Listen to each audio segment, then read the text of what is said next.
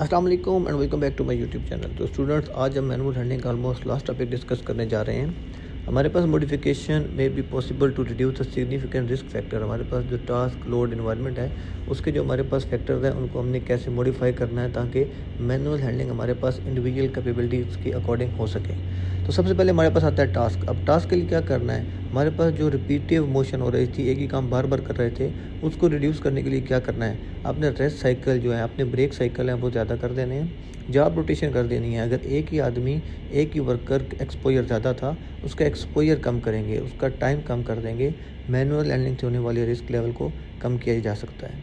Eliminate the stooping twisting. आप अपना जो वर्क प्लेस की लेआउट है, आप उसके बेड लेवल को आप कर सकते हैं, आप वहाँ पे टेबल प्रोवाइड कर सकते हैं, आप वर्क स्टेशन को मॉडिफाई कर सकते हैं ताकि इस तरह के मैनुअल हैंडलिंग के रिस्क हैं उसको एलिमिनेट रिड्यूस किया जा सके।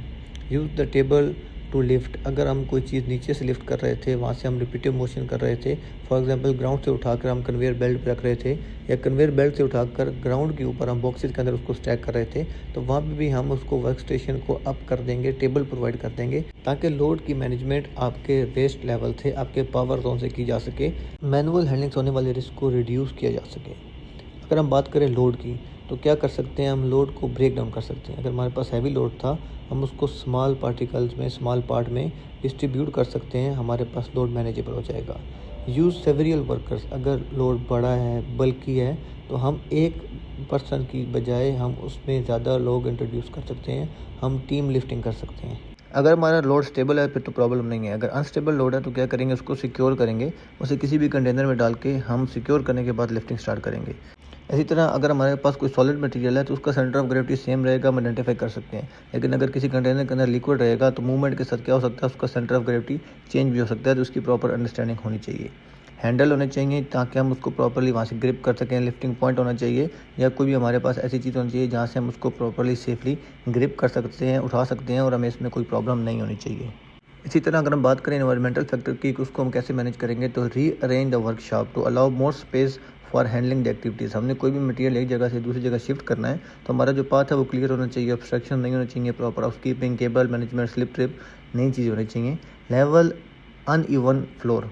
कोई भी हमारे पास फ्लोर ऐसा है जिसमें कुछ स्टेप्स हैं या वो लेवल नहीं है, उसको प्रॉपर हमने रीअरेंज करना पड़ेगा। Supply additional lighting. अगर पूरा इल्यूमिनेशन है तो आपने जिस एरिया में मूवमेंट करनी है, काम करना है, वहाँ पे लाइटिंग प्रॉपर होनी चाहिए ताकि जो इन्वायरमेंटल फैक्टर है जिसकी वजह से मैनुअल हैंडलिंग का रिस्क बढ़ सकता है उसको हम कंट्रोल किया जा सके, मिनिमाइज या लो किया जा सके। इसी तरह हमारे पास जो इंडिविजुअल कैपेबिलिटीज़ हैं उनको भी हमने लाजमी कंसिडर करना है। हमारे पास अगर कुछ लोड ऐसा है जो बल्कि है, साइज में बड़ा है लेकिन उसका वेट कम है, तो उसको हैंडल करने के लिए फिजिकल कंडीशन भी प्रॉपरली होनी चाहिए। अगर कोई एडिशनल टेक्निक चाहिए, जिस तरह हमारे पास टीम लिफ्टिंग है, 2 लोग काम करेंगे, प्रॉपर कम्युनिकेशन, फिर लैंग्वेज बैरियर नहीं होना चाहिए, प्रॉपर कोऑर्डिनेशन होनी चाहिए, उनकी हाइट बराबर होनी चाहिए ताकि लोड स्टेबल हो सके। तो इस तरह की तमाम टेक्निक्स को भी हमने कंसिडर करना है। हमने मोस्ट इंपॉर्टेंट इस चीज़ का ख्याल करना है कि वल्नरेबल ग्रुप्स हैं, प्रेग्नेंट लेडीज़ हो सकती हैं, डिसेबल लोग हो सकते हैं, या हमारे पास ऐसे लोग जिनका प्रीवियस बैक पेन की इंजरी है या उनका एक्सीडेंट हिस्ट्री चल रही है या कोई मेडिकल ट्रीटमेंट चल रहा है, तो उनको भी हमने लाजमी कंसिडर करना है ताकि मैनुअल हैंडलिंग से होने वाला जो रिस्क है उनका एक्सपोजर कम से कम किया जा सके। तो ये हमारे पास टॉपिक थे, पॉइंट्स थे जिनके अकॉर्डिंग हमने 4 एलिमेंट जो थे हमारे पास, the task, the load, the individual capability and environment, इनको हमने कंसिडर करके कंट्रोल में इंट्रोड्यूस करने हैं ताकि मैनुअल हैंडलिंग से होने वाले रिस्क को अलार्म लेवल तक, एक्सेप्टेबल लेवल तक कम किया जा सके। उम्मीद करता हूँ आपका ये टॉपिक क्लियर हो चुका होगा। अगर आपका कोई क्वेश्चन है तो आप कमेंट सेक्शन में पूछ सकते हैं। नेक्स्ट वीडियो के लिए आपसे रिक्वेस्ट करूँगा कि मेरे चैनल को सब्सक्राइब करना और बेल आइकन बनाना भूलिएगा ताकि आपको नेक्स्ट वीडियो का नोटिफिकेशन ऑन टाइम मिल सके।